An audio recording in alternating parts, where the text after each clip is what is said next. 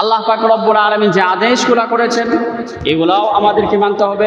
রাসূল আকরাম সাল্লাল্লাহু আলাইহি ওয়াসাল্লামের দেখানো পথে আমাদেরকে চলতে হবে, তাহলে আপনি মুসলমান। আর ওই মুসলমানদেরকে রব বলছেন, ওই ইমানদারদেরকে রব বলছেন যে যেই ইমানদার, যেই মুসলমান ইমান থাকা অবস্থায় কবরে আসবে, আমি রবের পক্ষ থেকে তার জন্য জান্নাত উপহার দিব।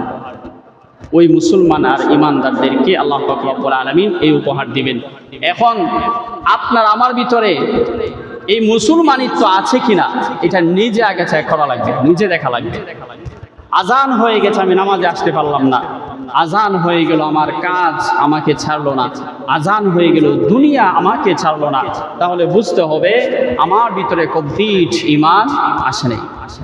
একটা মানুষের ভিতরে যখন কমপ্লিট ঈমান আসে, ওই মানুষটা আজানের পরে আর বাহিরে থাকতে পারে না, আল্লাহ পাকের ডাকে সাড়া দেয়, সব কিছু রেখে সে চলে আসে, রবের ডাকে সাড়া দিয়ে চলে আসে।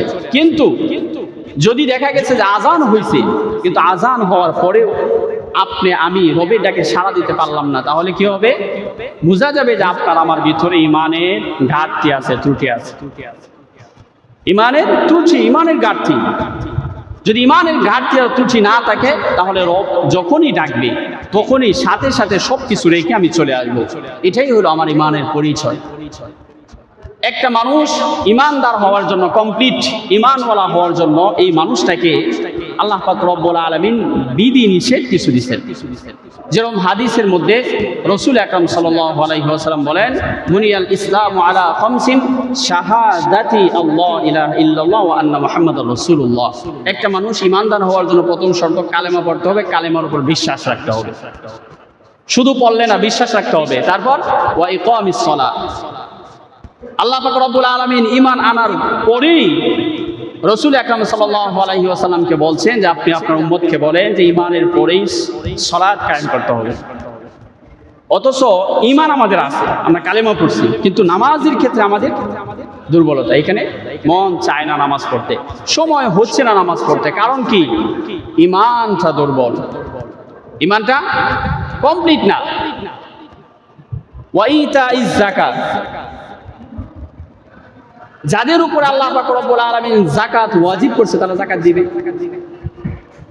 ওয়াল হাজ্জি, যাদের উপর আল্লাহ পাক রব্বুল আলামিন হজ ফরজ করছে তারা হজ আদায় করবে। ওয়া সাওমি রমাদান, এবং যারা রমজান মাসের ভিতরে রোজা রাখবে, যে মানুষগুলো ঈমানদার তারাই তো রমজান মাসে রোজা রাখবে। কি বলেন? রাখবে না?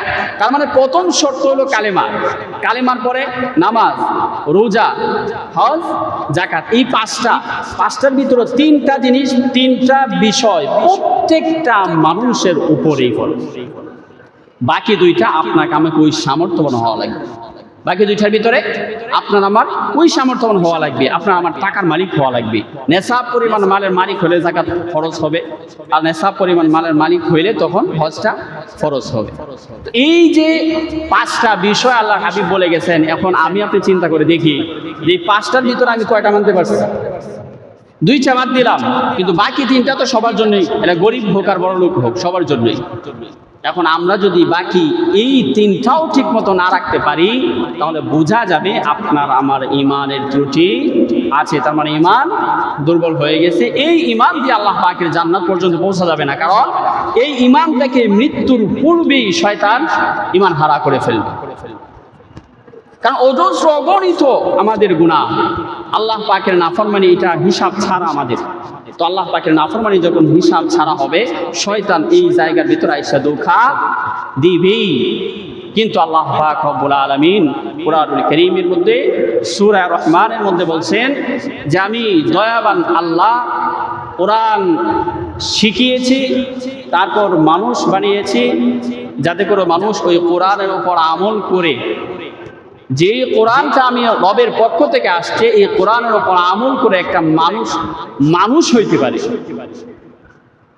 যদি আপনার আমার কোরআনের উপর আমল না থাকে, যদি আপনার আমার নবী আলাইহিস সালাতু ওয়াস সালামের সুন্নাহের উপর আমল না থাকে, তাহলে মানুষ হওয়া বড়ই কঠিন। কোরআনের আমল ছেড়ে দিলাম, নবীর সুন্নাহের আমল ছেড়ে দিলাম, মানুষ হওয়া কঠিন হয়ে যাবে। মুআজ্জাজ হাজিরিন, রব্বে কারীমকে চেনার জন্য রবকে আমরা কিভাবে চিনবো যে রব রহমান, আর রহমান, রব যে রহমান দয়াবান, এটা চেনার জন্য রব্বে কারীম অনেক কিছু আমাদের চোখের সম্মুখে রাখছে। আপনি উপর দিকে তাকান, আসমানের দিকে তাকান, দেখবেন যে এই রব ছাড়া এটা সম্ভব না।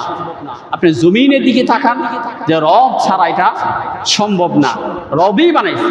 একটা মানুষের দিকে তাকান, সামান্য না পাক পানির থেকে আপনাকে আমাকে আল্লাহ পাক রব্বুল আলামিন এত সুন্দর একটা মানুষ বানাইছে। আল্লাহ পাক রব্বুল আলামিন বলেন, লাকাদ খালাকনাল ইনসানা ফি আহসানি তাকওয়িম।